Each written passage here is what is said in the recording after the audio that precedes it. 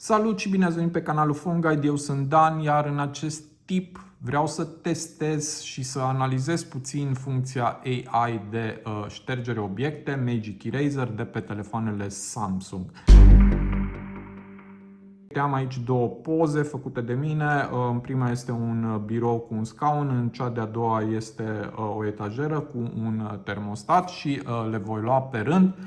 Și de asemenea vreau să analizez și ce opțiuni avem. Bun, deci, în primul rând va trebui să apăsați pe această iconiță cu steluțe, iar aici avem îmbunătățire și radiere obiecte. Dau pe radiere obiecte, se analizează.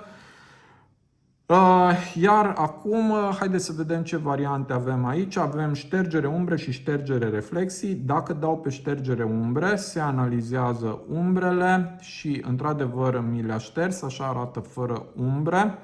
Dacă dau înapoi, acum este cu umbre, iar acum fără umbre se vede diferența. Voi da iarăși înapoi și dau ștergere reflexii, nu s-au detectat. Bun. Iar acum vreau să șterg scaunul vreau să-l șterg, scaunul de birou și pentru a face acest lucru încercuiesc scaunul cu degetul, ceva de genul. Funcția laso magnetic este activată deoarece mi-a încercuit tot conturul, o las așa și dau ștergere. Și după cum vedeți mi l-a șters, dar nu arată prea bine poza, umbrele au rămas, s-a șters și un picior de la birou, dau înapoi, dau din nou înapoi, voi da prima dată ștergere umbre, iar acum încercuiesc din nou scaunul și haideți să vedem dacă iese mai bine. Mi-a desenat conturul, dau ștergere și da, mi l-a șters, dar tot au rămas umbre. Bun, merg din nou înapoi, dezactivez acest laso magnetic, iar acum încercuiesc din nou scaunul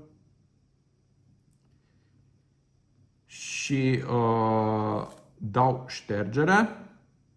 Și într-adevăr acum mi l-a șters, umbrele nu se mai văd, dar s-a șters și acest picior de la masă, deoarece scaunul obtura piciorul, deci funcționează, dar n-ai cum să faci să iasă perfect.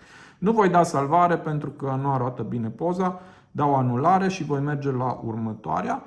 Aici am un obiect mai mic care vreau să-l șterg. Dau din nou pe iconița cu steluțe, dau radieră obiecte, se analizează.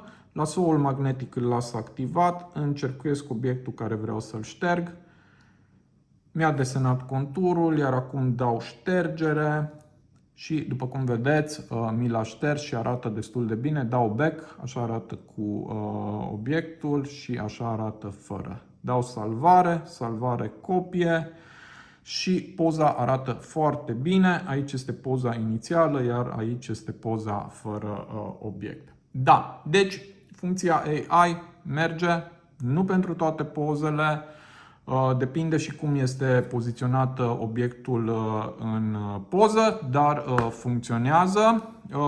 Sper ca acest clip să vă fie util și să vă faceți o idee despre această funcție pe telefoanele Samsung. Lăsați-mi în comentarii dacă ați testat-o și cum funcționează la voi. De asemenea, puteți să vă abonați dacă vă place tipul meu de conținut și ne vedem la următorul clip. Să aveți o zi faină!